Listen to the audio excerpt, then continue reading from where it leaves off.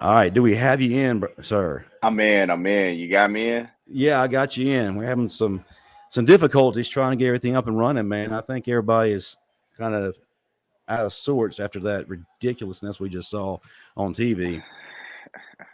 Those are And games, man. Believe it or not, man, I love those games, man. you love those games?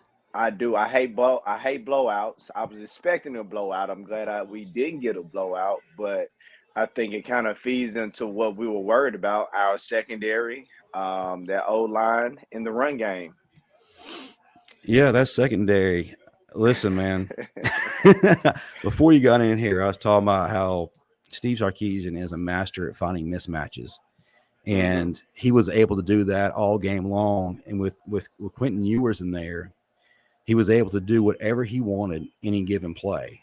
It was unreal, and it took losing Ewers and then causing his backup to start limping around before we could get any kind of hint of a stop on the defensive side of the ball.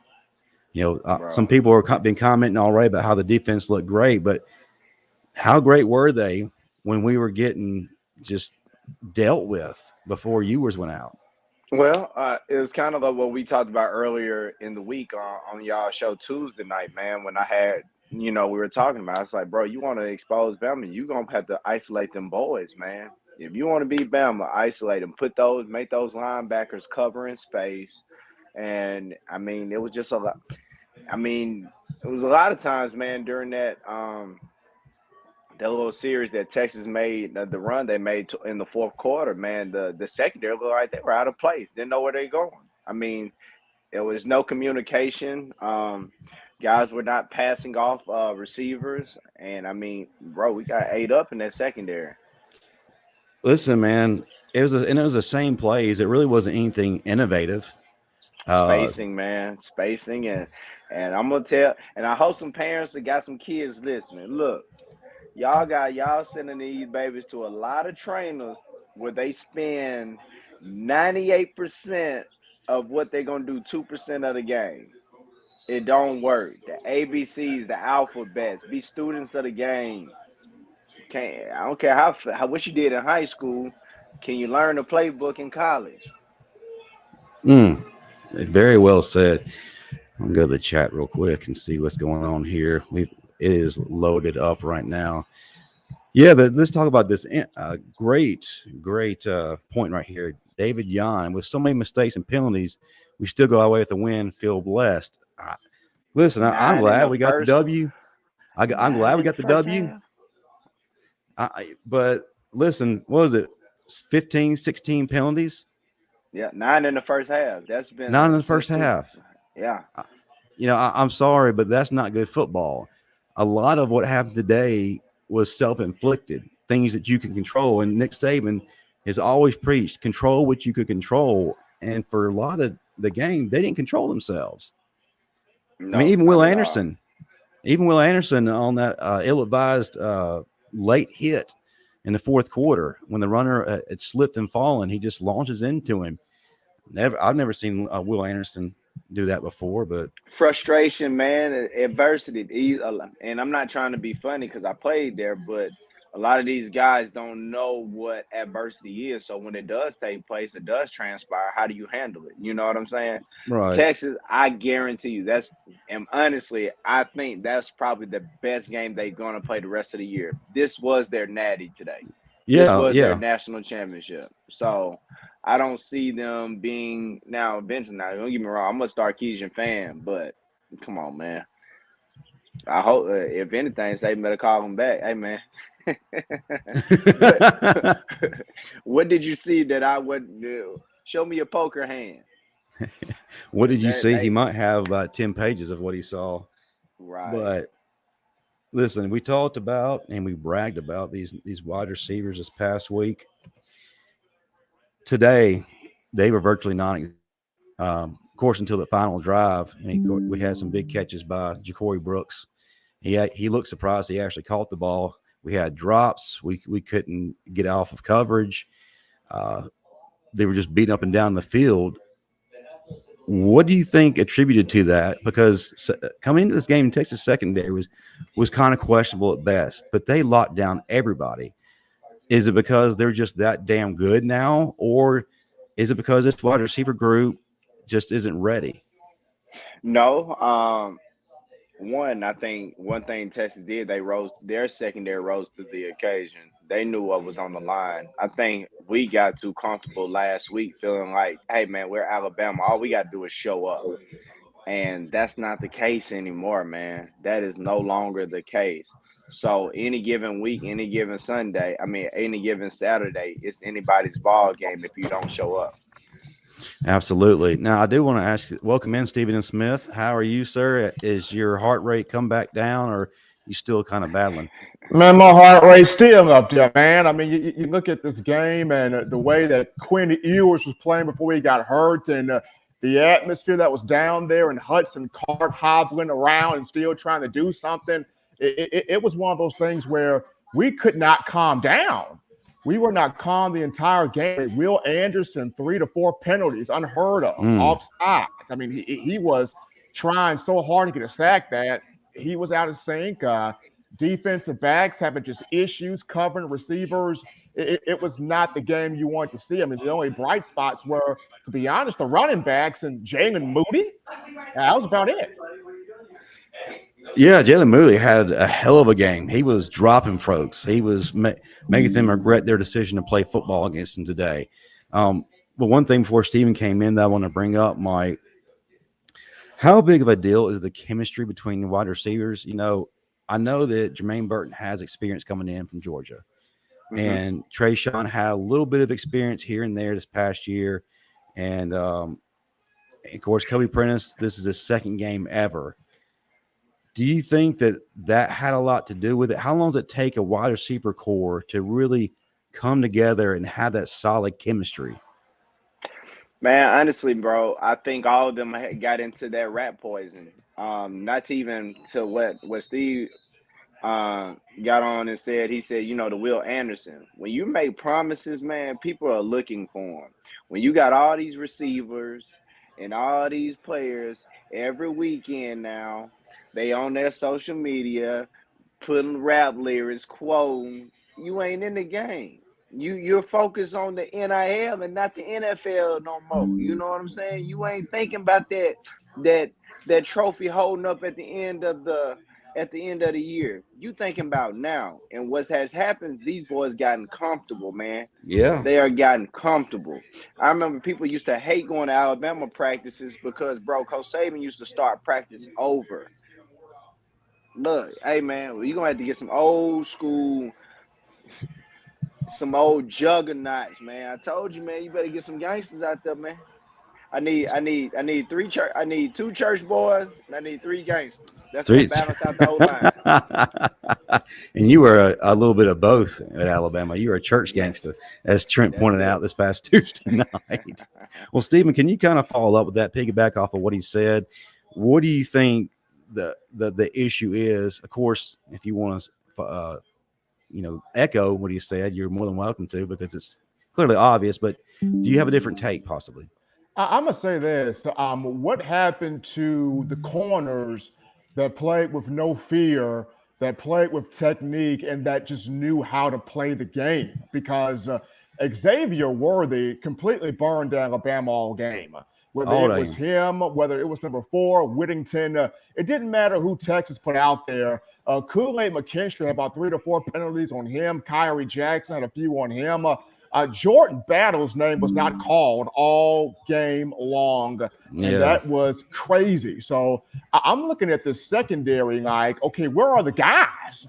We knew the seniors, juniors, veterans, but where are those guys that turned the head, that played the ball, that played with no fear, that played with toughness, that played with instinct?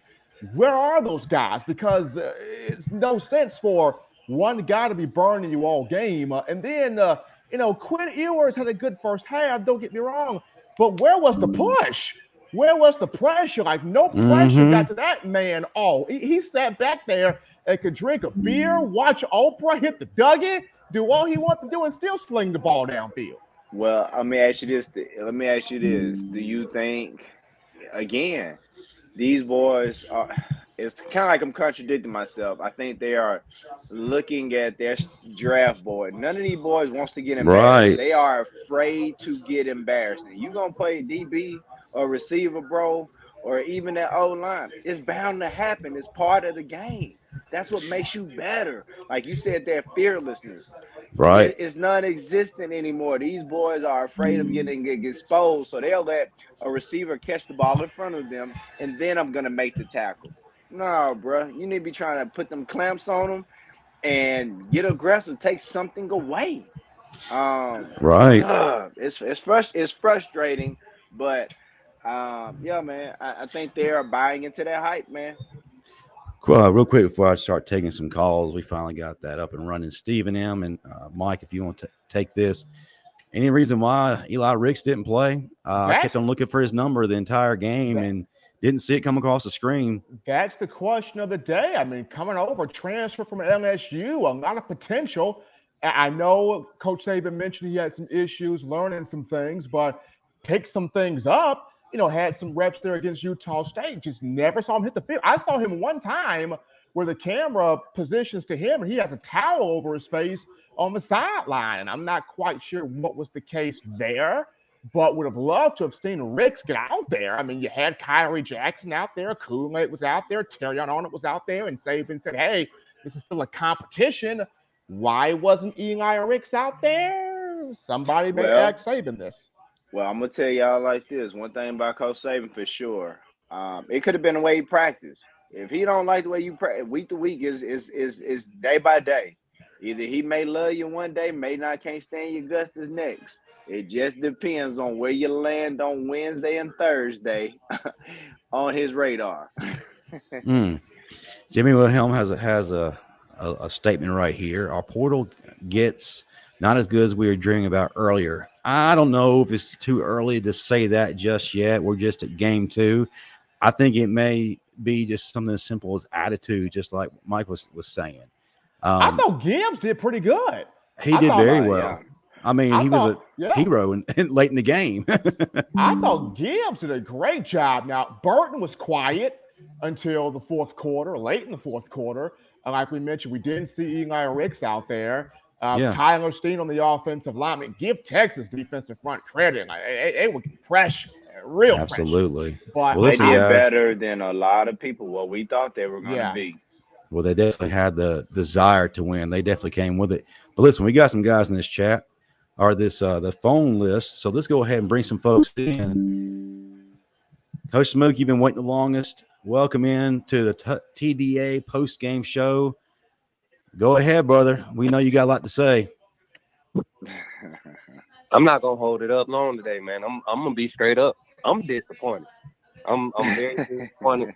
Y'all know me. I'm always the look on the bright side guy, but the level of execution, the main thing I talked about in every point that I made this week, on every call in, every debate, every talk, execution was going to have to be priority number 1. Right. And we did not execute at all. And I see Mike and I see Steven, I see you there. Y'all agree with me. If you can't execute, you defeating yourself. You're lessening your chances of even operating at the full potential that you can operate as an athlete if you can't execute. And a lot of times we like to put it on these coordinators. Bill O'Brien, trash play calling day. We're not even gonna give him a pass. But Pete Golden, I don't see too much more he could have made changes to, except make them earlier, which is my biggest gripe with Pete Golden. You will call a good 2 plays, you'll have a good read on the mode of the offense. You have a good read, and I feel like Pete Golden will call a great play or have a good read and then be like, all right, hold on, I can't cuss. F this, man. I ain't gonna do this play no more. Let's just throw this out the window. We gonna go. Let's let them look better than what they are. You know what I'm saying? Because it was so many times I saw Kool-Aid McKinstry just get beat off the line. And we can't make a real business decision, a football decision, and say, hey, you getting burnt. Come on. Rick, you don't have to learn the scheme to play man to lock down one side of the field. You lock your man down. Why we don't make that simple adjustment? That's why I miss Kirby Smart. That's why I miss doggone Pruitt. Like, them boys was not scared to make them boys play football. At the end of the day, only thing Texas did, they remained disciplined. Their safeties played too high. They played too high safety, and they were not walking up into the box when they saw a run. They were not trotting, closing on the quick slant route. That's why. And then our receivers couldn't even get off the line. Jermaine Burton, I don't know what footwork school you went to this off season, but you need to come see my boy Mike, because you was not getting. And I'm gonna tell you, this is how I know Mike's point is to be true. You got all these guys going, making these Instagram videos, doing all these footwork drills, looking pretty, going through the ladders, cutting through cones, spinning on their hips and shit. But then when they get in the game, they can't do nothing because they got some pressure. Well, you know what I'm saying? Like, oh my God, it's Preacher. so frustrating. And I'm a wide receiver. So it frustrates me to see that. Like, no physicality at off the release, none. No, you see it. If a DB walk up to me and get in my 3-yard space, I'm touching him too. You get what I'm saying? I'm gonna make you feel me the same way you trying to make me feel you. I'm gonna get through you to my route. That's how we work. And if you can't get through them, get your shoulders low so you don't get jammed up. Get your shoulders low. These dudes coming off the line, chest all wide open for the DB to grab you and lock you up. Like, come on, man. And then our O-line, I got to give it to them. They had a rough assignment today. It was one play. Bryce Young had 6 seconds before he left the pocket. He had 6 seconds before he left the pocket, right? And he didn't have to leave the pocket. He literally could have stepped up, kept maneuvering, but he left the pocket and made a play. Great. But no receiver was open in 6 seconds? We can't live like that. We can't live like that. We will not be a successful offense. And I hate to say it, Coach said you got to get down there in this personnel rotation because you letting too many guys hang out there too long. Kool-Aid was not a factor, and they just kept going. That one drive when they went at Kool-Aid 3 times in a row, was it 3 straight passes at Kool-Aid? And he had two pass interference calls on that drive. That was ridiculous. Why is Rick's not getting a chance? This man was literally a shutdown corner at LSU. You telling me he can't go out there? You can't go to this athlete, this top corner, and say, "Hey, your job is to go lock this side right here. This your guy right here. This who you got." And then scheme the defense around there. Give him two or three attempts, man. It ain't hurting us. It ain't hurting us as much as it's hurting. Kool-Aid hurting us out there getting burnt, mixed up. That boy was getting mixed up. When that dude ran that deep K route, oh my God, that made me. Oh my God, that jump. And I'm talking about Kool-Aid out there doing freaking usher spins and slides, talking about, hey, let's go. I mean, come on, bro. Let's go, bro. We got so much to fix. But I think our corner, they got exposed. That the whole secondary got exposed, honestly. Hellas made a decent play at the end. Arnold, I will say this. Arnold came in. They tried to say those little ticky-tack. The announcers was talking about the tug on the jersey. Man, the wide receiver is pushing out off on the route early in the route. So if you're gonna talk about head checking and stuff, let's look at the whole play. You know, so it's one of them games where I'm glad, like Marvin said, I don't think we start off week 1 with a game like that. You take a talented team like us and you play Texas like that week 1, that's a wheel breaker with these new kids. I think Saban has the perfect point. Like, this is the perfect mix for what Saban wants to get accomplished for this season. Early test. We needed this. And as bad as we look to come out with a win, oh my God, I hate to be at a Bama practice this week. But man, that's it. That's all I got. I'm gonna go take some decompression pills or something. I don't know. I might have to go for a jog or something. I don't know, just relief.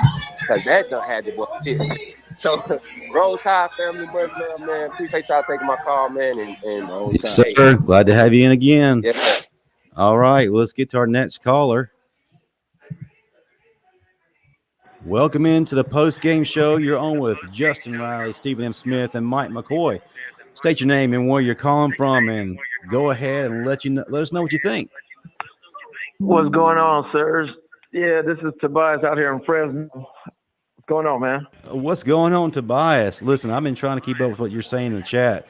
But listen, I think you need to bring it to the forefront. This is confessional right here. So Man, what were your thoughts, or what's your biggest gripe? No, man. Well, I agree with Coach Smook. You know, for most of that, I would say, you know, first of all, it's good that we came out with a win, but we also gave like Saban a whole lot to work on this week. I know in some ways you prefer that to be able to, so that these guys didn't blow them out, because then they would be walking around big chest more than they are. I don't keep up with some of these kids. You know, I'm not on social media like that, but I've heard what McCoy and some others were saying about these videos that be coming out. But I could just tell by the energy. If you play football, you can tell if a team is ready. You can look at body language.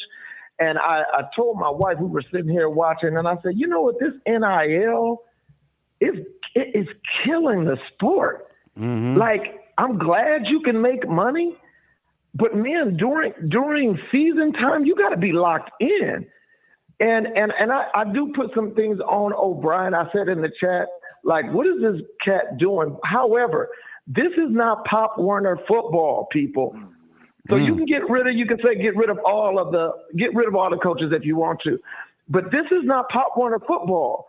An athlete, a senior, a junior who has played ball, the game is changing for you in real time. You have to make adjustments. Mm-hmm. And I agree with Stephen. I didn't hear Battle's name like that. You the general of the back end. So if you're seeing something, I know we did, you know, not to get this, you know, specifics, but like if we saw something, I'm not waiting for the coaching to call all of that. You have to adjust to the game. In terms of the corner work, I agree. I put in the chat that if you kept playing, we would have lost this game, people. So please stop with all the other stuff. Now, we wouldn't have lost necessarily just because of the defense, though. We would have lost because our offense was nothing. That's the problem. Mm-hmm. I thought that this game was going to be kind of high scoring because I said, you know what, the first three drives, Sark is going to have enough scheme to figure that out. Just like in a practice, what's the benefit of being at a school like an Alabama? It's not just because you have great athletes. It's because you have great athletes in depth. So what happens in a practice, you're able to practice against the best of the best and get the best look. You don't have, you know, like some teams have a 220-pound D lineman on their scout team trying to give them a look. That's not what happens at Bama. So you can't tell them you didn't have a look. You play against the best of the best every week. In those practices, offense wins sometime, defense wins sometime. And I put in the chat during the game is going to come down to 1 to 3 stops. That's what I thought it would be from the beginning.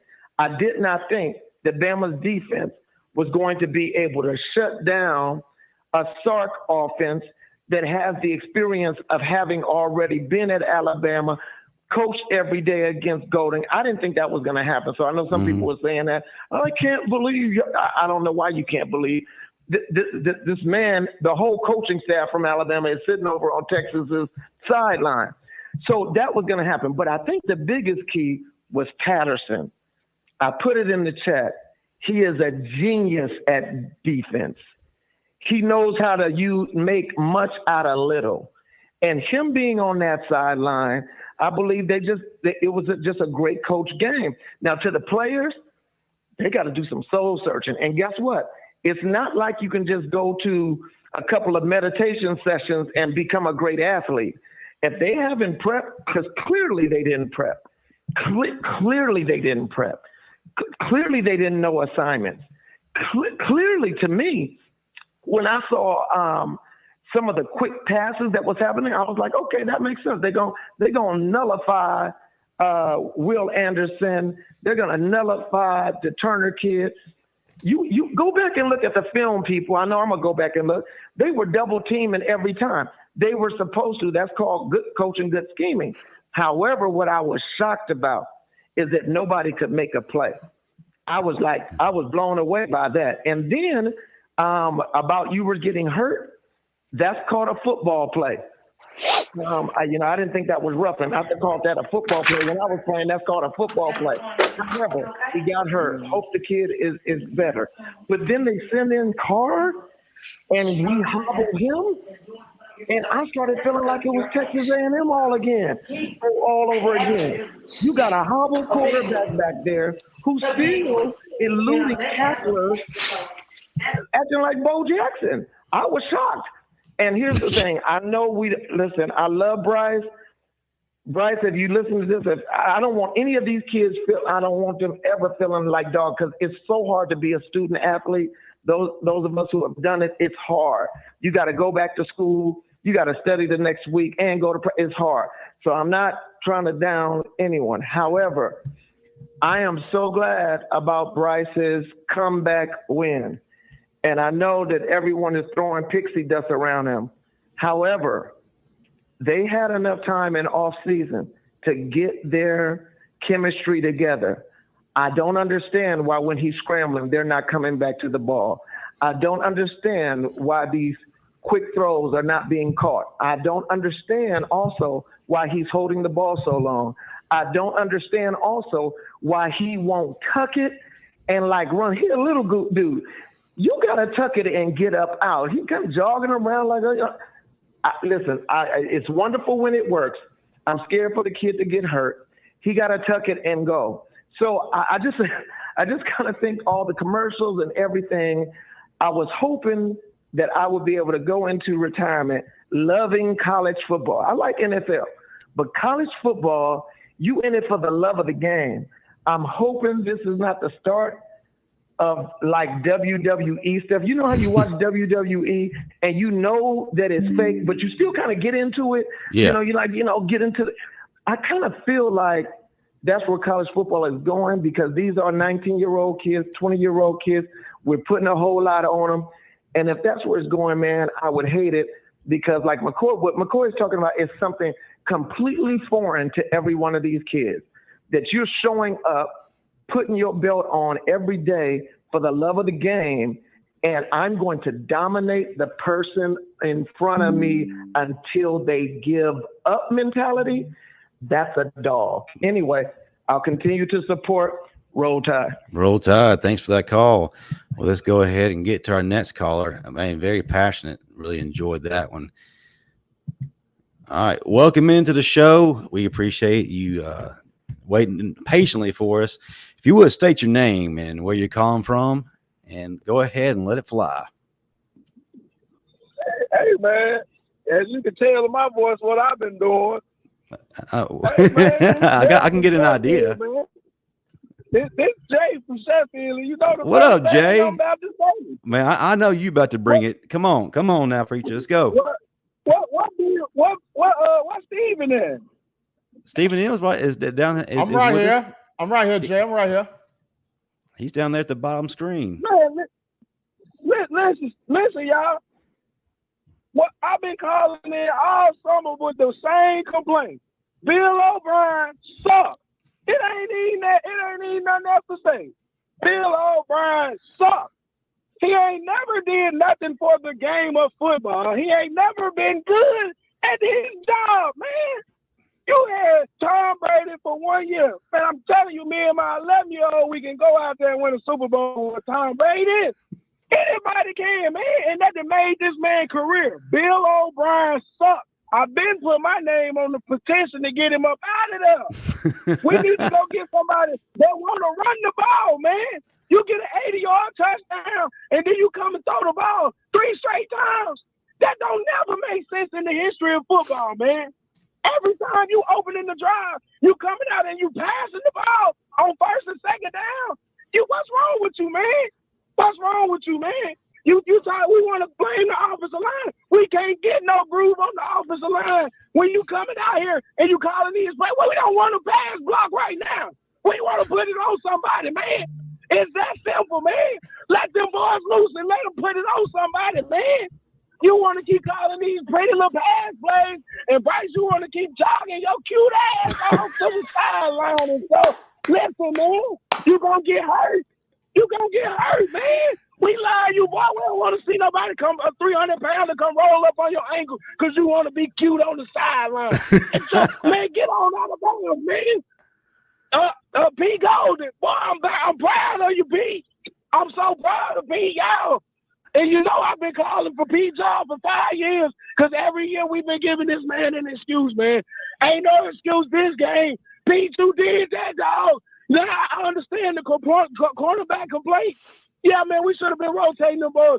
Kyrie, you got burned first play. It don't matter, dog. You out of here.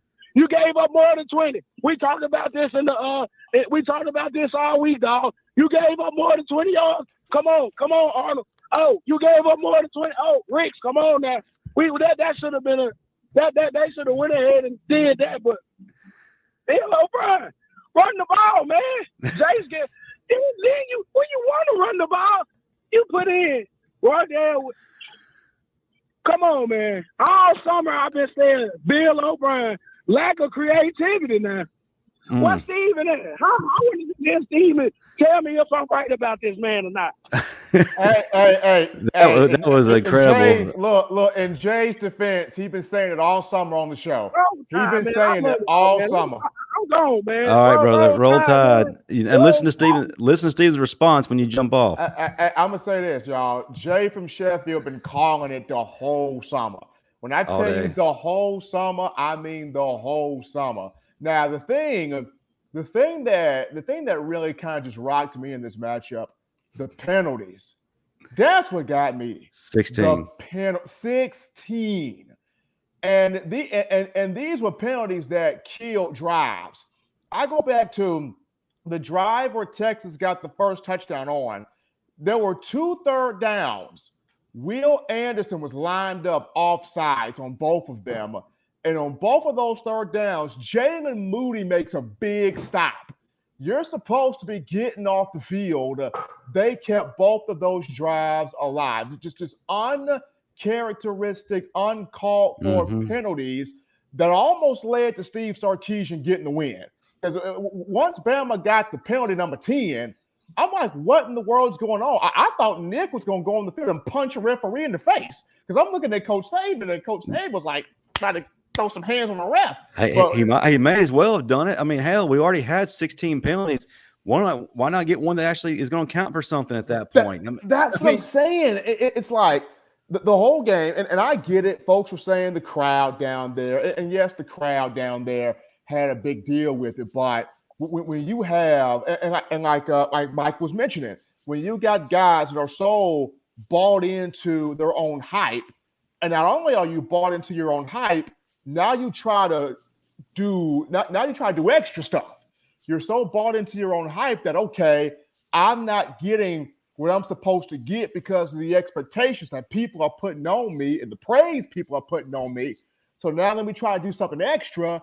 That's when you get the Will Anderson. The guy was already on the ground. You push him back on the ground. Right. And that was a penalty. It was. I mean, that one, right. The penalties got me.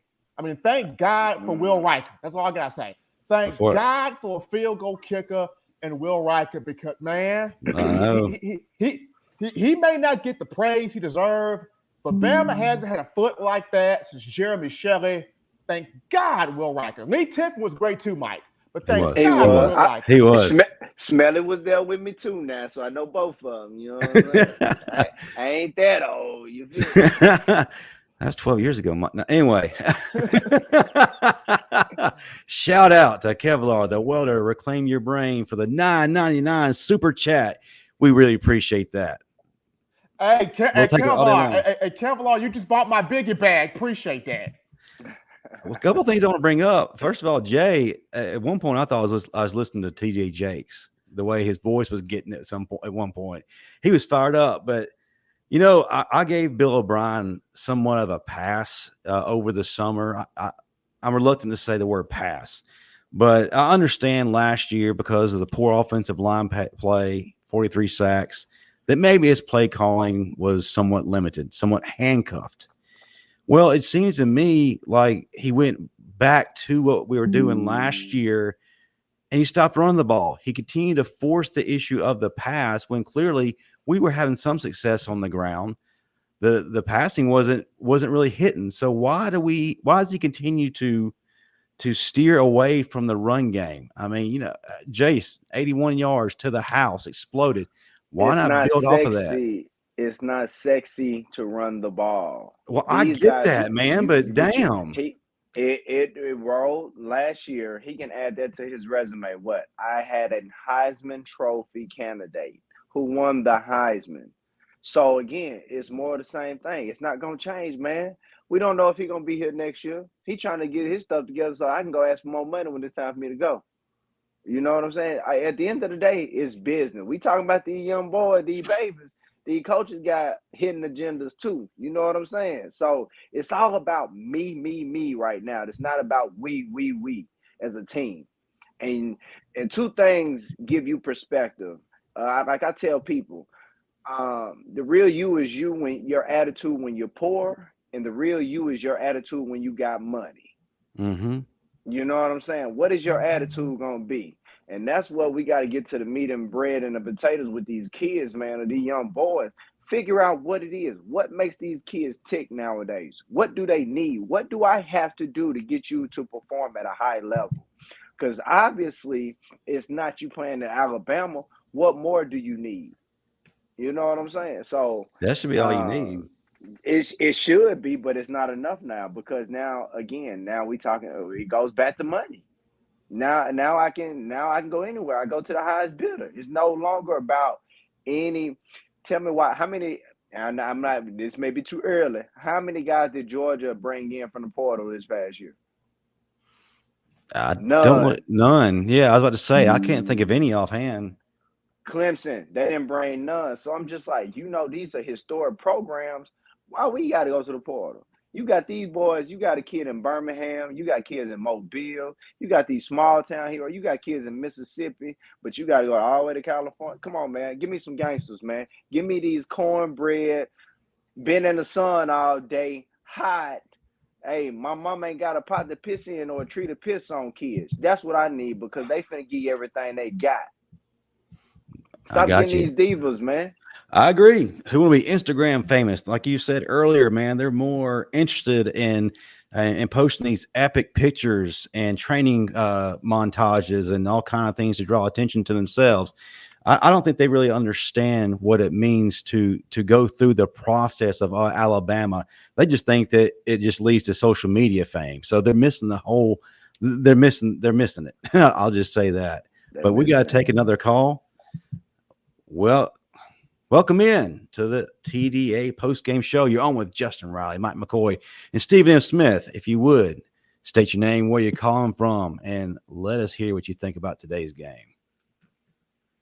This is Robert from Mobile. What's up, Robert? Hey, well. How's your heart, first of all, Robert? Yeah. I wasn't expecting that kind of a game. But, I don't think anybody was. It is. If you did, you're a rich man right now from defying Vegas. Yeah, because I lost a bet on the game. I expect Alabama to cover the spread easily. Twice we went into Texas 28-point favorites, and he lost or barely eked out a win. Nick warned us, didn't he? On Hey Coach earlier this week. Yes, he did. Yeah. Before Robert continues this point. I mean, hey, it is what it is. Didn't Nick Saban last year have to change a play because he was passing the ball too much inside the red zone, and he almost forced him to change a play? That's a trend with you, dude. That you just seem to be addicted to passing all the time. I mean, like you say, you break a big run with Jace McClellan, and then you kind of abandon it after that. And that last play where they had to needed the 1 yard, why is it Roy Dale Williams running that? Isn't he the third string running back? Right. And he trips. That's the reason why he didn't make it. Why is your third string running back running that on such a crucial play? Why isn't Gibbs or Jace McClellan? You one and you two. I don't get that. I just don't get it. And of course, out of the shotgun, I guess I don't understand that either. What I probably would have done myself is I would have lined that big quarterback up in the Wildcat. If I'm going to run out of shotgun, it's going to be with the I guess his name escapes me. But it's going to be the big quarterback who can mold people over. You think he would have got stopped for 1 year for a half yard? No. But Bill O'Brien his play calling. It definitely cost us, a bunch of points in this game. It was just so erratic. It just you just couldn't figure out what was going on with it. Mm-hmm. But yeah, it's. I heard one guy during the week on the other call today said, "Well, if you only win by 1 point, that'll be good." Well, we won by 1 point, and guess what? We don't feel. we don't feel good. Hey, brother, if you need to take that person out of your life, you don't need that kind of toxicity in your life. I mean, if it was LSU back in the day when A.J. McCann did the screen pass to T.J. Yeldon, that was a great narrow win. And I'll take that in day of the week. That's LSU. That's Death Valley at night. But this was Texas, who were, 5-7 last year? And have they loaded that much up in the offseason? Guess we'll find out. At least we don't have to carry the burden of number one team anymore after this week. Right. Okay, that's going to be on you, Georgia. You get to carry the burden of number one all for the rest of the entire season. Until you meet Florida, which that could be Georgia's Texas game when Georgia meets Florida. But yeah, it was the play calling was just really frustrating to watch, and it was and the defense at times did get a little hard to watch too. That was a little erratic, but they only gave up 16 points. So, I mean, that was plenty to win the game. The offense just didn't show up. And if the offense had done more, the defense wouldn't have been out there as much, and Texas would have gotten even fewer scores. Right. So it was really the offense just didn't – it was the offense C game that showed up. Definitely not A game. And that wasn't even the B game. It's a C game. Now, do we not have a speedster that can take the top off? I guess we don't. Well, okay, Bill O'Brien, that means you got to figure out something else. When you don't have a guy that can take the top off, do other routes. Get other routes. You find out what these guys' strengths and weaknesses are. And Bryce did some great last-minute heroics. I would like to see him, when your receivers and the play calling isn't what is up to, it's slowing the game down. You take off and you start running and take over the game. When he did that, the game started changing for us. So I hope he was recognized a little earlier on when he needs to take over with his legs, and maybe want to do that a little more. Hey, okay, I need to take over this game over with my legs right now because the passing game isn't there right now. So let me take it over with my legs. And the few times he did that, the offense was clicking and moving. And when you do that, the passing game will open up too because the defender won't know what you're going to do. Maybe he's saving that for Georgia down the line. I don't know. But right now, once again, we're back into the early in the season. Can we beat Georgia mode? We don't need to be thinking about that. That's where we were last year. Yeah, I know. But if we want a championship, that's the bar. Georgia. Right. This is a team good enough to beat Georgia because the road to the championship goes through Georgia. We know that.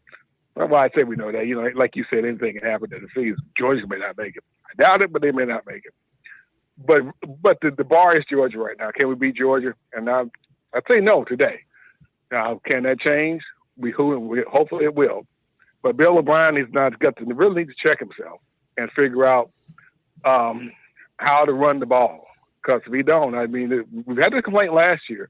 It's got to start getting better, or it's time for him to go too. I agree with the other callers who say that. All right, guys, it's great talking. We appreciate it, man. Roll Tide. Roll Tide. All right, before we get to our next caller, Stephen, you had something you want to comment on. I did want to add about Bryce using his legs. I think he needs to get a little bit more fire in his runs instead of prancing. He needs to just take off. I'm not saying run into somebody and get your bell rung. I'm saying pick up that extra 5 or 7 yards that are there by running full speed. But go ahead, Stephen M. All I gotta say is I'm gonna embarrass right now because I owe somebody $10. I sat there and I had DeMarco Hellams as one of my MVPs for the game, and myself sat there and said I think that I had Jace McClellan and DeMarco Hellams. So half of me feels highly smart, and the other half of me feels, what the world were you thinking? I had DeMarco getting the pick six, so now somebody I got to give $10 to. So Mike, you hadn't had a chance to speak on it yet, man. Go ahead. You look like you got a lot built No, up. man. I mean, I'm just. I think the point. I agree with majority of the call as far as the play calling is concerned. I think it was kind of elementary. It wasn't football is not complicated. I feel like we overcomplicated. The same reason when we were talking about why Rick's not playing. Hey man, if these are lockdown corners, just run man across the board and let your linebackers and your safeties fill the gaps. You know what I'm saying? That's what I would do. If you're gonna beat me, you're gonna have to beat me running the ball, and that's something you can't do. Why are you at Alabama if you can't cover? Just let the dogs loose, man. Like we always say, what's more dangerous, a pit bull that's on the leash or one that's walking free? Take them off the leash, man. Let the boys play. And but just the offense, like we say, how every last one of those receivers. If you're a receiver, you've been a receiver at Alabama the last 40 years. There's no reason you're a 4.6, 4.7 guy. That does not exist. That means you are a high profile car. You are a 4.3, 4.4 guy.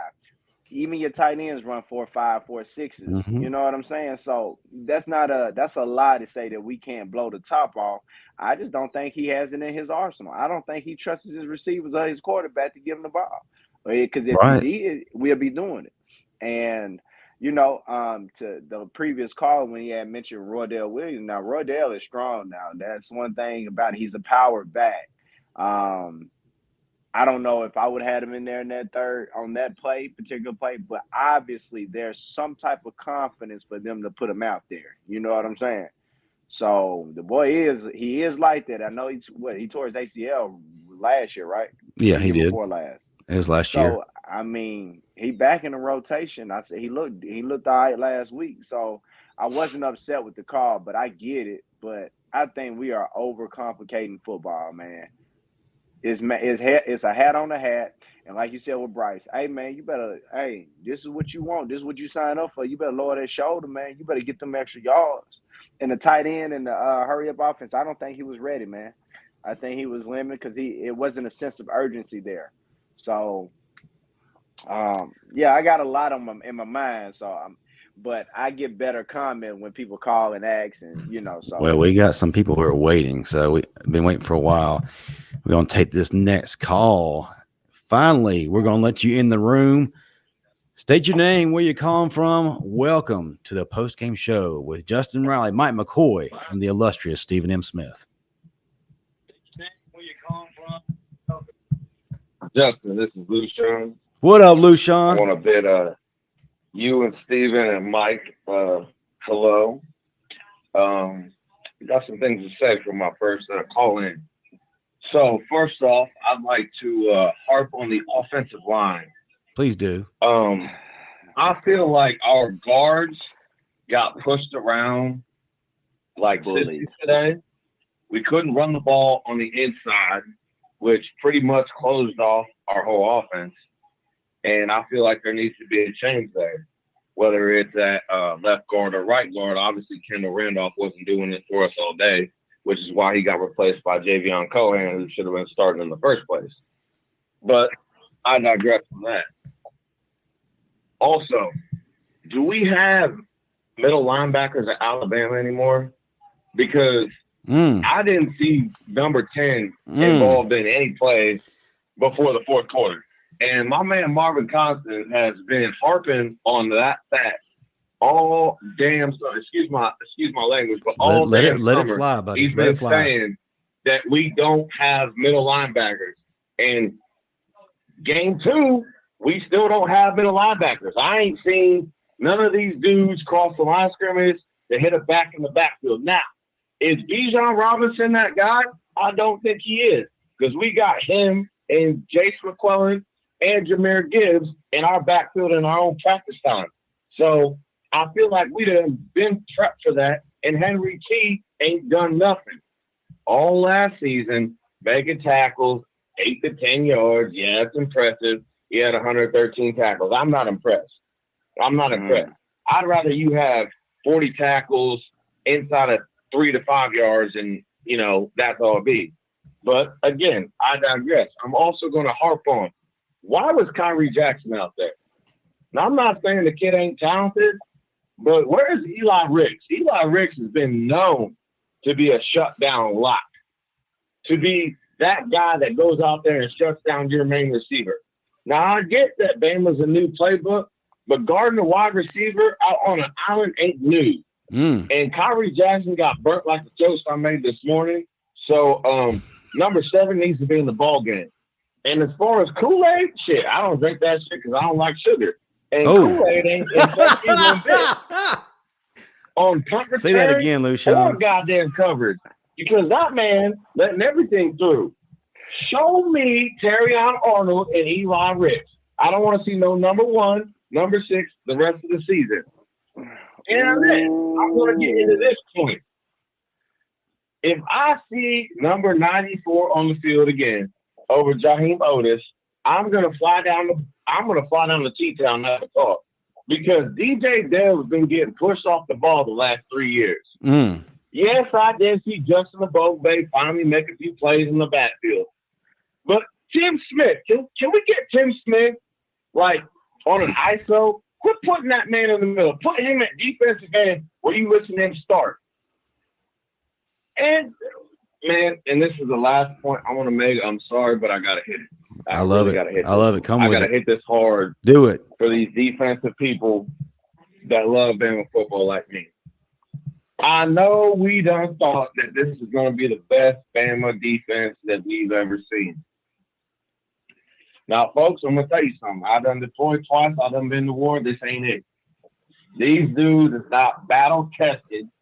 I didn't see Jordan Battle. I barely seen DeMarco Hellams. And Henry T was a no-show. Shit. Jalen Moody was the only one even sticking his nose in shit, and he still got shook. Pardon my French again. I'm sorry. No, you're good, bud. I question the fact that our coaches, mainly Pete Golding and Bill O'Brien, don't know how to call a game in their own competition. Like Pete Golding, you got the best outside linebackers in the country, and you had 1 sack between them? Come on, man. And once again, you have a freshman quarterback, and he was carving you up like it was turkey dinner. Like it's Thanksgiving, and I'm watching Alabama secondary get carved up like it's turkey dinner on Sunday. Like, what the hell is going on? Pete, you've been here for 5 years, right? 5 years we don't give you a chance at Bama Nation. And you fired. You was terrible. You have the best athletes in the country at your disposal, and you are not using them at all. Get Henry T off the field. Bring me somebody that can crack somebody like, I don't know, like maybe Kendrick Blackshire. Like, damn. Like, can we get somebody that wants to play football? I feel like our defense just wants to run into people and just help them to the ground. I want to see somebody on our defense that wants to knock somebody's head off. Like that Dallas Turner hit everybody seen. That's what our defense needs to be like. We don't need to be apologizing for how rough we are. This is Bama. We built by Bama. They call us the Bama Hammers. I ain't seen a hammer at all of this season. I don't even know what I've seen. I don't even know what this is. I really don't. I'm sorry, Justin. I'm sorry, Steven. And Mike McCoy. What the hell is going on in our receiver room? Do these boys not like run routes anymore? Are they not tough? Like, what is going on, man? You had a guy from Ohio State, and I hate that school, but he still lives up to the Bama standard. You got Trayshawn Holden, Jermaine Burton, and Kobe Prentice dropping balls. We don't drop balls. This is Bama. This is Bama. We don't do that. Like Julio Jones said, we live to a standard here. And those wide receivers in that room ain't lived to it at all. Not one bit. Y'all put a legacy on that school. And I have not seen not a single receiver from our room live up to that amazing standard. Now, y'all might not say, well, they don't have the talent. They got a Heisman Trophy winning quarterback. That's the best quarterback any of them played with as far as the stats are concerned, and they can't catch a ball. Come on, man. I'm calling on everybody in that coaching room, in that Bama locker room. Saban, get it under control. I know you will. Roll Tide. Like, you're going to win an Natty. But just remember this call. Point, Eli Ricks needs to be on the damn field. Regardless of what I said today, Eli Ricks, facts. And Henry Toto, it ain't Henry Toto. It's Henry Tutu. Because he plays like he in a ballerina skirt trying to tackle people. I need to see Kendrick Blackstar or Lawson on the field. Because number 10, he needs to retire that number. He needs to put on 63 and go play on the freaking special team. Because he ain't hit nobody since he's been in T-Town. I'm sorry, I'm out. I like him, man. I hope he comes back all the time. Man. Hey man, Lucia need about 5 collection plates, man. Like we need man. I like him. Listen, we got a lot to unpack right there, guys. I mean, I have a call topic I got from it, but it wants to start first on that. I mean, so much truth, hard truth, and yeah, go ahead, Mike. He addressed you, man. Go ahead. When he talking about the receivers now, when this man runs zone sit, that goes back to just the ABCs, man. The one Prentice drop, I saw it. It was a zone coverage. You sit in the window, but that has to be worked on religiously, man. That it's time, bro. Dropping passes. I mean, bro, we used to then leave the field. Me, Mays, Haynes, Jones, we didn't leave the field unless we caught at least over 100 passes a day. So that's supposed to be second nature. This morning, my little boy soccer game ran into one of the old managers that used to shoot me jugs. So, I mean, it never ends. Like he said, bro, it's a standard. And like I'm with him, hey man, Goldsmith can't coach himself out of a circle, man. So we not even gonna get on that. So I can't. There was no lies told just then. Stephen M., you want to tackle some of this? I know there was a lot in that call. It was a beautiful call. This is the reason why I go back to this. He brought up Henry To'o.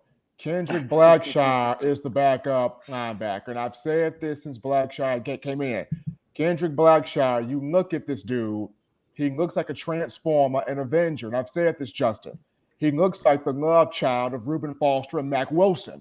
Mm-hmm. When Kendrick Blackshire hits you, you done been hit. I mean, his calf muscles look different.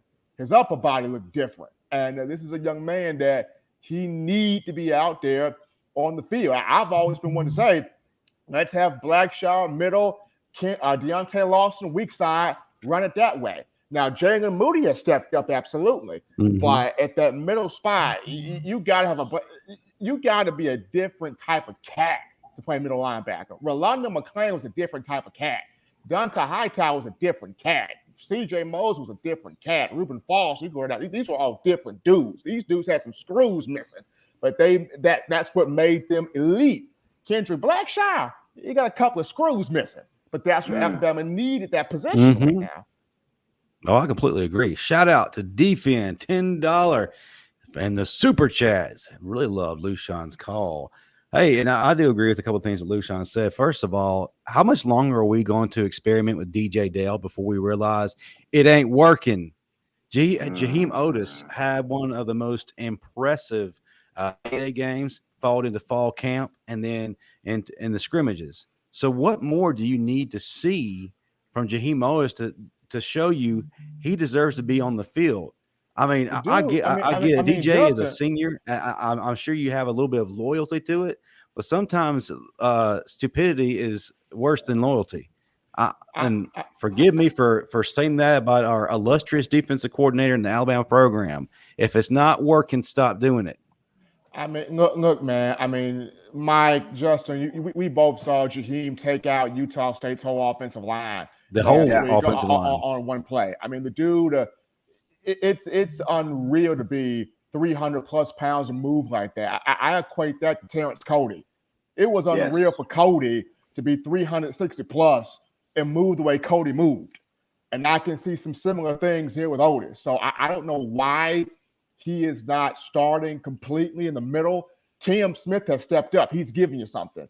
Byron Young's giving you something. Justin Boyd, praise the Lord. He's stepping up a little bit more and giving you something. I don't know why. If not Dale, put Tim Keenan out there. Somebody. Yeah, I agree. Call topic. Lucian brought up something that we've been talking about ad nauseum about, regarding the defense. Will this be the greatest defense in school history? I want to ask y'all a serious question, guys. If you're comparing this team to the 1992 national championship team, and I don't care if we're in a different offensive era, I don't, because I saw what Georgia did last year. Who would you legitimately swap out from this defense and put on that 92 squad other than Dallas Turner and Will Anderson? I honestly don't think that you can swap anybody out. Nobody. Not even on the 09 team. Nobody. Like, nobody. Because too many dogs out there. I mean, you guys would keep.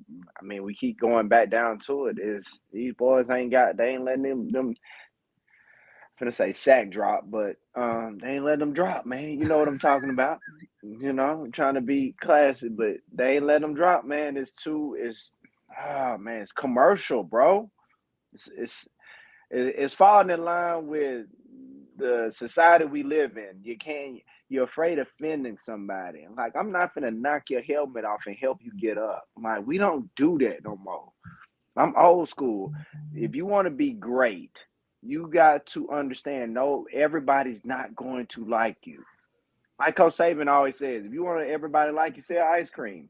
And you can't even say that nowadays because you got Peter that's worried about it. You know what I'm saying? So, man, you can't even be you anymore. So you're right on that. Hold on, Mike. Is Peter concerned about sucking ice cream? Come on, man. You already know you're harming the cows. Yeah, exactly. Right. You're right. We got all these. You're right. Come on, man. We can't even say you can't call no kid weird no more. You're just like, hold on. These tree huggers out here, man. There's a lot of weird stuff going on. And I think a lot of them are doing the coaching now. So yeah. Marcus Stanley, please. Will Anderson will start on all the Bama teams. Yeah, I agree with that. That's what I was saying, that you could put him on a 92 team or the 2011 team, 2016 team. Absolutely. And Dallas.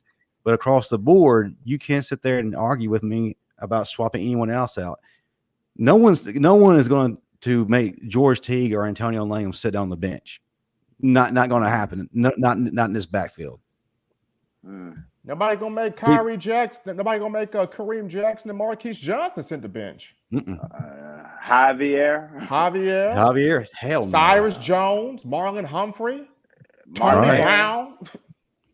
Well, let's bring in another caller. We have folks waiting in the wings. Welcome into the post-game show with Justin Riley, Stephen M. Smith, and Mike McCoy. State your name and where you're calling from. Hi, gentlemen. Hi, gentlemen. Bill from New York. Bill, welcome in. Excited to have you in, brother. My boy, Bill. Thank you. Look, just a few things I want to point out. Like, as far as one of the previous callers was talking about Dale, I don't know, man. I think I've been saying that since the first time I called the show.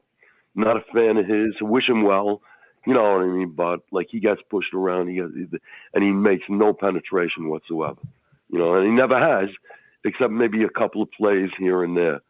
But, also, I want to also say, like, as far as the coaching goes, when your team makes 15 penalties or whatever it was, 20, 50, I don't know. You know what I mean? Like, I can't, like, blame the team. The coaches, I can't blame the coaches. They're not the ones on the field making these stupid penalties, and they're coaching these guys not to do it. And I look at this game, and I'm looking at who played well without making stupid mistakes. You know what I mean? My man, number 92, which I've been talking about. And by the way, Byron Young looked good out there. He looked good out there. And I'm surprised nobody mentioned it. And I don't make excuses. We played horrible. If we would have lost this game, I would have said we deserved it. But I'm surprised no one mentioned the field conditions. These guys were sliding around like female ice skaters, for God's sake, in the Olympics. Like everybody on the field was just sliding all over. There was something going on there. But look, here's the thing. With this NIL and everything, we're not going to be the only team that's going to look like fools, here and there. We did it. It's a learning experience. Let me tell you, man. And other good news is I didn't have a heart attack. I'm not on life support. Thank you know goodness. what I mean? Like, really. Yeah, it was rough, too. I had adrenaline in my arms and legs by the time, that game ended. Please.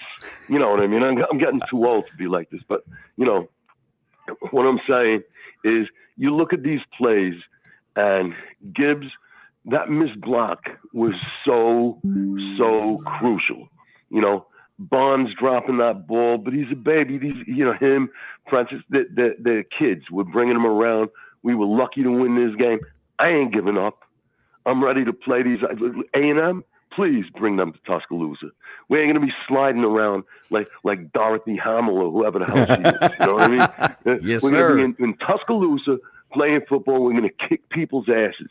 You know what I'm saying? So my thing is roll Tide. I'm ready. I'm still ready. You know what I mean? My blood pressure's up a little bit, but Diana's an RN. What can I say? All right? There you go. Love you guys. Love you too, Love brother. the show. Proud to be a part of it. God bless you all and roll Tide. Roll Tide. Gotta Man. love Phil, man. You I gotta love Phil. that. That definitely makes the Gotta show love legit Phil. when you get him calling in. But man, good question from BJ Cleveland. By the way, where is Leary? We had no speed at wide receiver position. Burton can go back to that one championship team, Georgia. And yes, Stephen, I got to bring up something. Don't mean to cut you off, but if it's not working with that group, why not try something else to kind of bring a spark? Leary, no one questions his speed. And what's the status on Tyler Harrell? Those two are two very big questions there. Christian Leary, I don't know why he's not getting out there more. I really don't know why. And then you look at Tyler Harrell, he had the foot issue in the preseason. He was in a walking boot against Utah State. Apparently, I don't know if he made the trip to Austin, but that's another one that would give you the speed to take a top off a defensive secondary, but no one knows where he is. So that's Leary that's not out there. There's Harrell that's not out there. That's the reason why they're trying to work in Isaiah Bond more, number 17. So to me, and I know Nick Saban does not like answering injury update questions, but some got to happen. Like, we got to understand, like, where is Tyler Harrell in relation to? Is he going to be on the field or not? And then why are we not seeing Christian Leary, this 100-meter dash champion type of speed out here? Why are we not seeing that more? Especially when you look at Jermaine Burton ain't taking the top off of defense. Trayshawn Holden ain't doing it. Kobe Prentice is learning. You got other young guys out there. Where is somebody that's going to make a defense go, oh, snap? Like, where is that type of player? So with that type of speed, I don't see the Jamison Williams out here. I don't see the Jalen Waddle out here. So where is that type of player? Leary's got it. Harrell's got it. But which one's going to see this field? Saban got to answer some questions. Mike, if you would piggyback on that, man, what does it do if we see this is not working, if you put in a Christian Leary or Isaiah Bond and take a chance with one or both of these young guys? Well, like I always say, man, and they play who they pay. So, I mean, that's what it's coming down to, man. It's gonna be a lot of guys that are superstars, man. For every first rounder at Bama, you got 10 that are sitting on the sideline and they'll never seen the field just because of circumstances, guys. I mean, that's just the fact of the matter. True. I'm not gonna buy it. Do not buy into that bull crap. They pay to play the best players. Otherwise, we would not be having this conversation. You know what I'm saying? We would not be having this conversation. So, you got speed guys. It's routes. It's 1 through 9. If you can't play receiver, they would have never recruited you. I've never seen Bama bring a slow receiver in and not perform. You know what I'm saying? You're not about to hit that field. So again, it goes back down to play calling. It goes back down to, are you creative? Are we running concepts? Do we understand spreading? Are you making these boys get at each other during practice? Because obviously they not. Because these boys can't get off the rock. They can't get off I'm finna say a mediocre defense against Texas, but hell, we made them boys look like the Patriots today. So I'm still at Mike, forget the Patriots. We made them look like the '85 Bears with Mike Ditka. Yes, sir. Right, Well, you bring up a right. good point too, Mike. I mean, even when we had the not so fast receivers in the past, like maybe say a Richard Mulaney or Gary Dieter, they weren't blazing as far as 40 time, but they still found ways to get open. They still found ways to get the ball and get down the Skill set. field and make those plays, those clutch plays when we needed it the most. I think I'm right there with you, and and people. Well, let me digress to this one. It's skill set. It's more than just being fast. You got to be able to block. No run. No, we only had one run over 30 yards, and at Bama, we don't consider it an explosive play unless it's over 20 yards. You know what I'm saying? You got to change the energy, and I don't see any running backs looking to run to the outside. The receivers ain't going. They ain't calling for us. We are not scaring them away from just pass. I'm a receiver, and I went to Bama when we were a 70-30 run-heavy offense. So I had to block. All the receivers were big. We 6'3", 200 plus. You know what I'm saying? We had to stick our head in the fire. But man, I missed the run. We don't. It's like that's how you get guys, and that's how you. It's like basketball. They're running zone, shoot them out of zone, make them play man. When they come man, this is where we setting picks. It's again, guys, it is not complicated. And oh my God, Sarkisian is the best offensive coordinator in the world. And it was basic. It was a basic offense today. His starter went out, and they didn't do anything to wow us. They didn't. They hit us in our weak spot. They threw where our safeties were, the gray areas. So come on, man. It ain't rocket science, man. We just playing pooch. We played poochies today. That's what it is. Well, I completely understand. Let's go to another caller. Hey, we appreciate you being with us today. If you would, state your name and where you're calling from and let us know what you think. Welcome into the post-game show. Yeah. Hey, state your name and where you're calling do. from, man. Let us know your thoughts. This is Mike from Atlanta. What's going on, Mike? I know you waited quite a while in this this caller queue, so I know you got plenty to say. So I'm going to turn the floor over to you. Yeah, I don't have much to say. First of all, how you guys doing? But my thing is, I think it's more the offense. Okay. You ain't gonna know if the offensive line is gonna block until you actually try to run the ball. You got 5 running backs that you can use. The only way you're gonna work on the offensive line is if you had a running backs to actually run the ball. You can't. If you see, look at the game today. They started out running the ball well. They went away from it. Mm-hmm. You have to. It was working. So if you run the ball good enough, then you're gonna bring the defense in because now they think you just gonna run the ball. Now you can open it up for the receivers instead of just getting out there throwing these screen passes behind the line. That's what you got running backs for. Yeah, so I don't understand why he's calling the plays that he's calling. When you claim to have 5-star running backs back there, use them. But the receivers ain't getting open. Eventually, they'll get tired of hitting them boys coming out of that backfield. I couldn't agree more. That's been one of my biggest, gripes, and other people as well, is that if the running game is working, run away from that. It seems that Bill O'Brien hit some kind of panic button where he loses his absolute mind and has to force a passing game that just isn't there. And we got some dudes in that backfield, dare that defense to come up and take them out. Force them. Yeah, 5 of them. Yeah. So we have 5 of them. So my thing is, they said the offensive line, they don't know how they're going to perform. Well, you'll never know if you're not going to line up and run the ball to see how they're going to block. And if they ain't blocking right, if they get a couple of those running backs putting that helmet in their back, they're going to learn how to move out the way. Yeah, completely agree. When I played, that's what the coach believes in. If we call a play enough times and you ain't getting out of that hole, moving your man, if that running back don't turn off of you and put that helmet in your back, guess what? After 3 helmets in your back, you gonna move your man. It's simple. It is, and I agree, man. But clearly, logic was not being used today. So I guess that's something that's just overrated in 2022. All right. Yeah, that's all I want to say is you need to Well, run the ball, and then you'll find out really what kind of offensive line you're going to have. But if you never running the ball to give them the opportunity, then that's going to be null and void because you ain't giving them the opportunity to block. If every time you're going to do is drop back and throw the ball, I mean, they only feel like they got to block for 3 seconds. Couldn't agree more.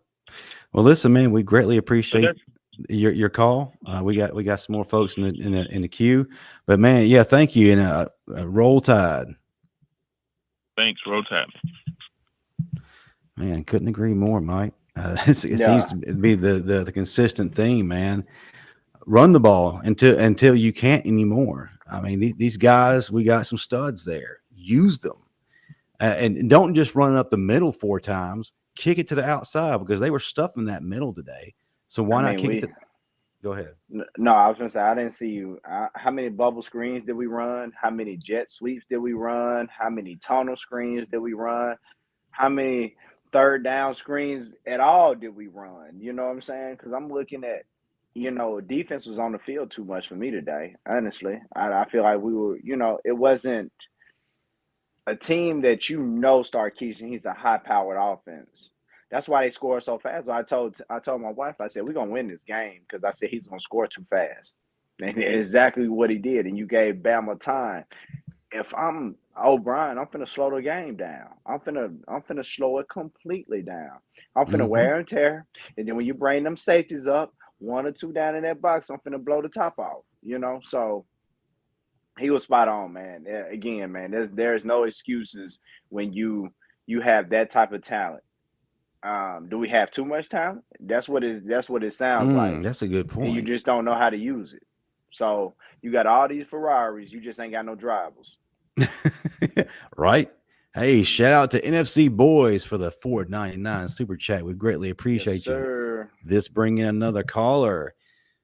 Welcome in to the TDA post-game show. You're on with Justin Riley and Mike McCoy. First of all, thank you for waiting patiently in the chat. We've had a lot to talk about, and we've had a lot of people in the caller queue. But now the floor is yours. Welcome in. Hey, what's going on? You hear me? Yeah, we hear you just fine. Now, I can only hear you. I can't hear the other 2 guys for some strange reason. Yeah, for some reason we had some issues in regards to the phones. You can only hear me, so we encourage the callers to, state what they want to talk about and then hop off, and you'll be able to hear what Mike's thoughts are on the issue. But go right ahead, man. Okay, Tenfold. Well, my name is Gerald from Raleigh, North Carolina. I've been a Bama fan since the beginning, where the era we all talking about. We want to see the Jesse Williams and the Dante Hightower type players, that type of era. But I think as Bama fans, we need to accept that Bama is not the same anymore. And it can't be when you don't have Kirby. It can't be when you lose all these high-quality coaches. When you look across college football, it's old-school Bama coaches at these programs now. So, and I think one thing Saban has, his biggest issue is he's not coming off his old system. He runs too much man-to-man in that nickel where it drags his outside linebackers out and they pick on. Everybody does that. You can go back to the LSU game when they win the wheel route in man coverage and they busted with the running back. Because it's like it's the same system since Jesse Williams. Mm-hmm. So I think he has an old system, and I think a lot of young, great new coaches are hip and put a spin on it, and we're seeing teams do opposite of what we do best. Also, DJ Dale, we all know what Dale is. We all know what Henry To'oTo'o is. Saban's questionable with who he's playing these days. Because we see Kyrie has the most picks on stat-wise throughout the whole team, but he's not playing. We all thought Seth was going to get the start this year, but he went with Dalcourt, and guess who leg was in the way when it was time for the cutback? So it's like I'm not seeing the same cutthroat Saban. I don't want to say he's getting old and soft, but it's time to be honest, man. Maybe you can't have the same culture because it's not there anymore. You just can't replace Kirby. It's kind of impossible. You know, I think we need to accept that. And like I said, him, who he's playing these days is kind of question mark. You know, I don't know what he's doing with who he's playing. I don't think he's playing the best players. I think he's playing who he's connecting with. If that makes sense. Yeah. Somebody there better than Henry Toa. There's somebody there better than DJ Dale. There's somebody there better than Kyrie Jackson. You know what I'm saying? There's somebody there better than Dalcourt, and he's just not playing it. I don't understand it. So, you know, maybe we just gotta accept that Bama is changing. Maybe it's I don't think we're done, but 10 years, 10, 15 years at this point, it's going to be different. It's not going, you know what I'm saying? It's just not the same, man. Hey, I completely agree. We greatly appreciate that call. Roll Tide. Hey, Mike, he makes a very good point. You know, Coach Saban did adjust offensively to kind of keep up with the times because, like you mentioned earlier, when you played, it was run to set up the run. But he brought in Lane Kiffin to kind of keep up with the times so that he could continue to ascend to that next level. But is the Alabama defense outdated? I'm not even going to say it's outdated. Anytime that you allow kids, I'm all for mental health, guys. That's the profession. You know, I'm a strength and conditioning coach. I see 200 kids a day. But just because a kid, his feelings are hurt, you think the world is tough. Nobody can save you. You know what I'm saying? Nobody's going to baby you. Oh, you got some kids saying, I need a mental day, so I'm not going to go to school. Man, if you don't get your butt up and go to school, you know what I'm saying? Like, oh, absolutely. So those are different times. Coach Saban has to appeal to a different mass now. So I'm with the caller. You know what I'm saying? But the one thing about Coach Saban that's always made him great, he used to go against the grain. And right now he's not going against the grain. You're trying to keep up with the Joneses. Yeah. You're doing stuff. You know what I'm saying? You're doing commercials, you know, up until recently, man, that wasn't you. That wasn't your MO. You used to hate talking to the media. You know what I'm saying? Now he's chilling with them. You feel me? And everybody talking about Kirby and Pruitt. Well, guess what? Kirby and Pruitt were former players. You can pull up film on them. Absolutely. You can pull some film up on them. You can do a background check on them. You can call guys they played against. These other guys, man, they rooted pools, man. They teddy bears, you know? So, come on, man. It's all about, you know, and then, you know, we do miss Kirby, but at some point, every man needs his own. Oh, no doubt. So I get it. But at the same time, it's a reflection of your coordinators. Your offense is a reflection of your coordinator. Your defense is a reflection of your coordinators. If my D-line, man, look, my defensive coordinator was Kirby Smart. He's taught, can I say, I can't cuss on you again. No, you can go ahead. Oh, Coach Kirby used to talk shit to us. We used to talk shit back. Like, that's what it was in practice. Pruitt, you know what I'm saying? Like, when he was an analyst, like, because we've been there. And I hate to say it, that's why Coach Prime is so appealing to a lot of these kids because he's been there. He can talk their language. These new coaches, man, they can't. They just got somebody made a phone call and say, hey, man, I need you to babysit this guy for about 2 years and let him go be a head coach somewhere. That's all that's happening, man. It's about what can you do for me lately. That's man. the thing You about ain't. Go ahead. No, I'm saying, man, Coach Prime is a perfect example, man. He doesn't tolerate anything. He don't care if it hurts your feelings. He's going to give you straight up truth because he knows what it takes. He's been there. He's Prime, and he'll tell you. And ain't nobody that did it better than him. He can pour life into you, and he can discipline you, but he can love on you too. So Yeah. If Saban got some sense, he better call Prime. Hey man, look, I know we doing these Aflac commercials, bro. Hey, what is it gonna take for me to get you on this defensive coordinator job? You know what I'm Right. saying? Because right now, these boys ain't cutting the mustard, bro. They Mm-mm. ain't cutting the mustard. DPOS 869. D is not outdated. The defensive coordinator isn't a fire-breathing dragon, and the D usually takes on the coordinator's personality, which echoes what you've already said. But absolutely can't say it enough. Preach. So let's go ahead and take another caller. Calling in from Covington, Georgia. Welcome into the show. We appreciate your patience waiting in that queue. If you would, state your name and where you're calling from. Hello? Hey, caller, you're on the line. If you would, state your name, where you're calling from, and what would you like to talk about on the post-game show? This is Chuck from Atlanta. What's up, Chuck? I want to start off with Bill O'Brien. Yeah, so, he's popular today.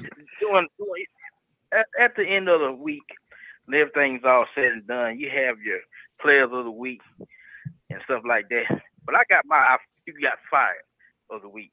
And Bill O'Brien, you're fired. You're done. Listen, you mean to tell me that we have this quarterback sitting behind Bryce Young that's supposed to be this speed demon, and we don't have not one package play for this dude? He can't come on the field and do nothing? You know, you bring up a good point, because one of the things that was talked about in the offseason was that Bill O'Brien had a package for Jalen Milroe. Why haven't we seen that? Is there a moment where it's going to be unveiled? Because today could have been that moment. Matter of fact, there were several times that moment could have been brought in. But go ahead. Well, see, that's where this lets us know that there's nothing special about Bill O'Brien. Because I just knew. I mean, come on, man. You saw in the 8-day game. You saw what he was doing. We're talking about Milroe here. And I'm not saying that he needs to start over Bryce. But I'm saying this guy should at least see some playing time. If he was on any other team, sitting behind another quarterback, you would be seeing Milroe on the field. Mm-hmm. Even though he's not. If he was playing for Florida or Tennessee or somebody like that, Arkansas, and he wasn't starting, he still would be seeing the field. But for us, what's the problem? What is the problem? Not from a defense. Tyree Jackson, Henry Toto, whatever name is, Toto, whatever name is. That's what I call him. I call him Henry Toto. That's what I call him. DJ Dale. Oh, y'all fired. Y'all fired. Y'all got dog. Because what's the kid that came in at middle linebacker? He came in the game for a minute. Was it Blackshire? Blackshire, yeah, Kendrick Blackshire. Him and Moody need to be out there. Him and Moody. I can see him now. When he came out, the dude, he looks like a linebacker. I'm looking at his legs and he looks like a grown man. Toto out there looking like a wide receiver, man. Come on, dog. Come on, man. And look here. When BJ ran that touchdown in, Moody and Toto was right there, but Moody was supposed to stay to the outside, and Toto was supposed to come to and shoot the gap. And that's how BJ was able to get out to the outside and run into that touchdown. Y'all didn't see that? Oh, I saw it. Oh, yeah. Plain as day. Yeah. I think everyone, if they missed it, then they weren't paying attention. Even if you weren't paying attention, you still saw it. It was painfully obvious. Henry Toto, you trying to catch him out there to the flat. Now, he ran the end zone. And the only reason over there because Moody, he shot the gap. But, Henry was supposed to shoot the gap, and Moody was supposed to hold the outside. But, hey, I guess it was a miscommunication on their part or whatever, man. But, hey, look, man, that's all I got, man. It is what it is, man. I just hope these boys get something fixed. So, Nick Saban got some ammunition to get on these boys about now. Y'all holler for playing time and all that. And so when you get out there, you're playing like garbage. So, that's all I got, man. Very well said. We appreciate you, brother. Roll Tide. My dog said everybody fired. Man, handing out pink slips all day long. Well, shoot, the way that both these coordinators are coaching today, I mean, I felt like we got them from Craigslist or something, because this wasn't the A1 job search. This wasn't LinkedIn. Well, let's take another call. Welcome into the show. If you would, state your name, where you calling from. I'm D-Paz 869, and I'm calling from Columbus, Ohio. Roll Tide. Roll Tide, man. You're in dangerous territory up there, aren't you? Oh, man, yeah, I love it, too. I got a big old Alabama flag flying right in front of my house. So hey, I love it, man. I love it, man. Wait, what's on your mind? Besides your blood pressure after the game. Yes, it finally came down, dog. It finally came down. So, just watching this, and what I saw today, they just weren't focused. I mean, most of the callers done hit on a bunch of stuff that was totally correct. They weren't focused. I got that feeling as soon as I saw Will Anderson being offside like 2 or 3 times in a row. I'm like, oh my God, here we go. It's gonna be one of those days. So they were very undisciplined, too many penalties at inopportune moments. I think their wide receivers, though, showed their youth and their newness today. I remember the play where Kobe Prentice should have sat down in the zone, but he kept running. Right. I chalk that up to youth. Absolutely. Isaiah Bond dropping that big 3rd down pass. I chalk that up probably to nerves. Burton was a no-show as far as I'm concerned. I expected so much more from him. He was a total no-show.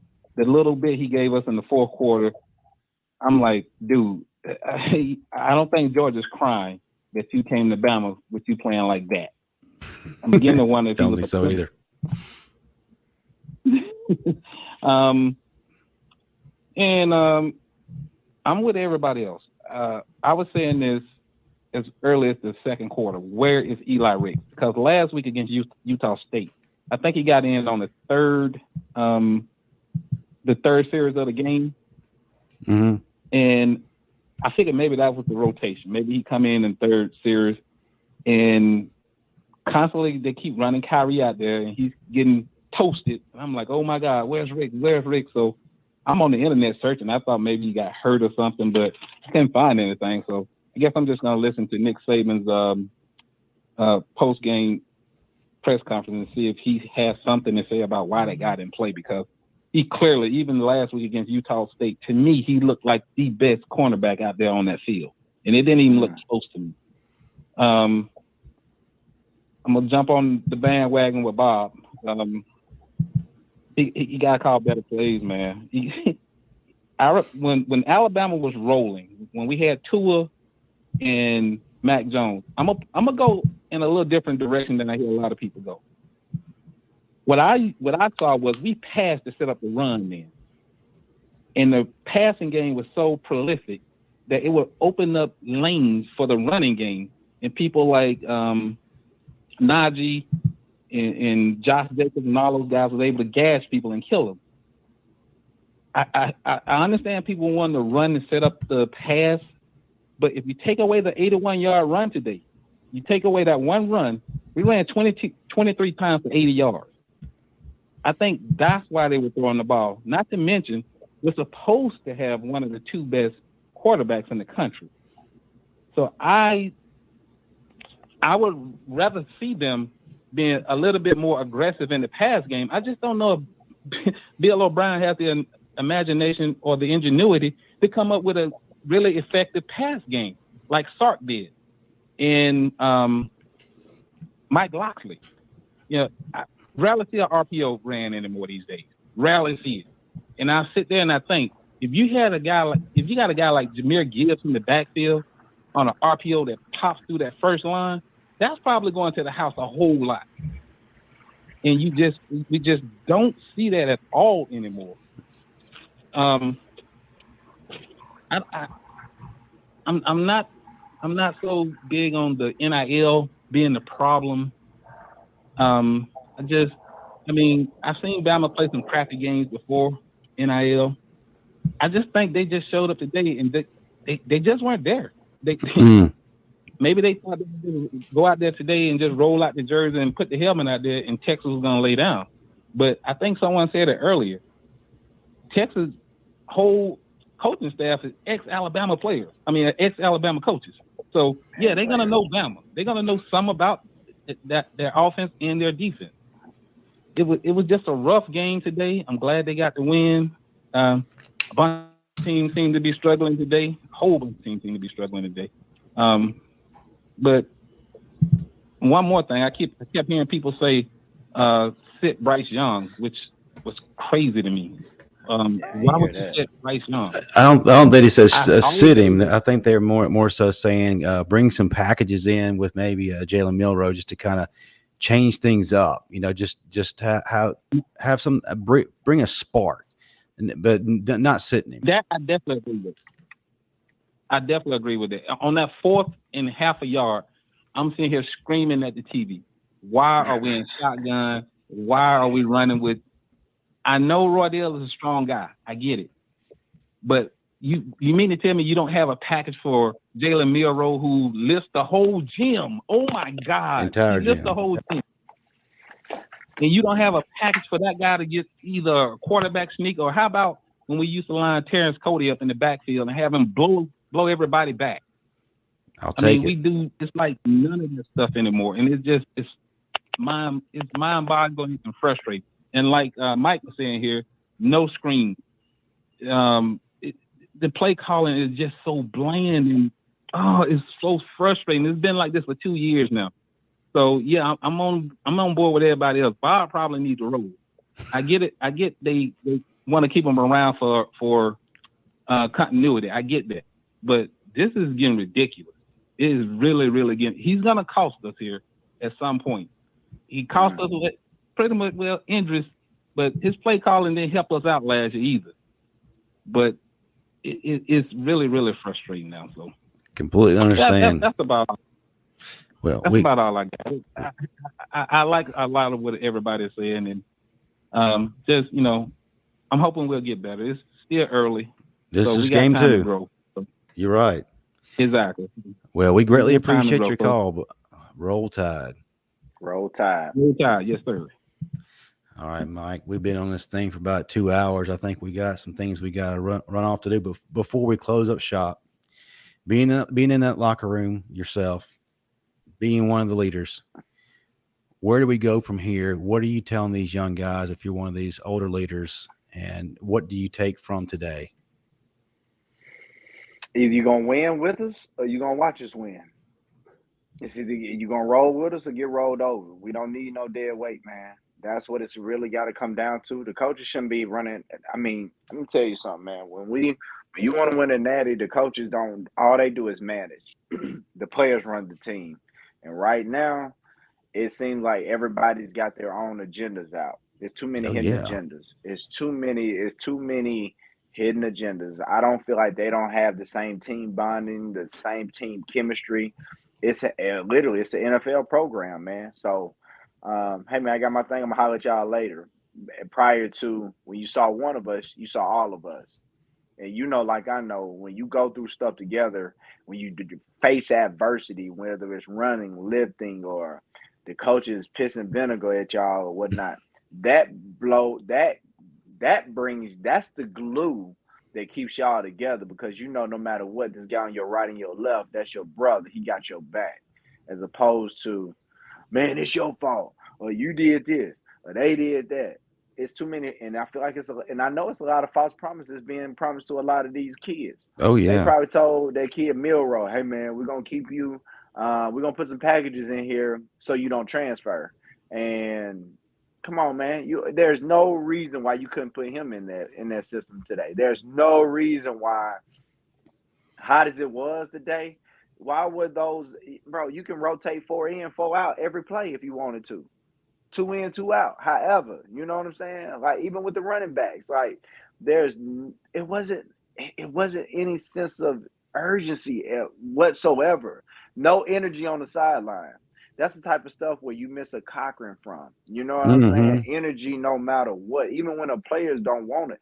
either fake it. You know what I'm saying? They have nobody on their sideline that are trying to rally the troops.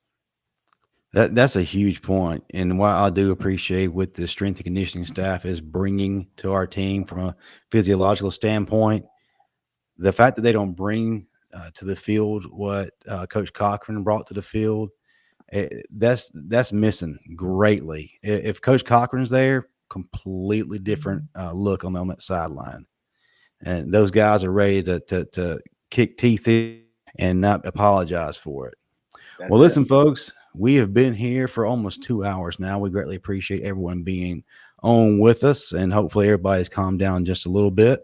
I want to remind everyone to tune in to In My Own Words on Monday night, 6 p.m. Central, 7 p.m. Eastern, for Stephen M. Smith's take on everything. And also the Bama Standard this Tuesday, only on TDA, 6 p.m. Central, 7 p.m. Eastern. I know y'all ready to hear what Marvin Constant has to say about it because he's been saying it all along. But two of our guests are from this current Alabama recruiting class. 4-star offensive lineman Alois Alanin will be with us, and so will athlete Brayson Hubbard. They're going to be jumping on to tell us how their senior year is going and what their thoughts of the game were, and then what they expect to do once they touch down in Tuscaloosa. Well, Mike, that'll do it for us, man. Glad to have you on for another win. Hopefully next week it's not quite as close. That's it, my brother. Roll Tide. Roll Tide. All right. All right.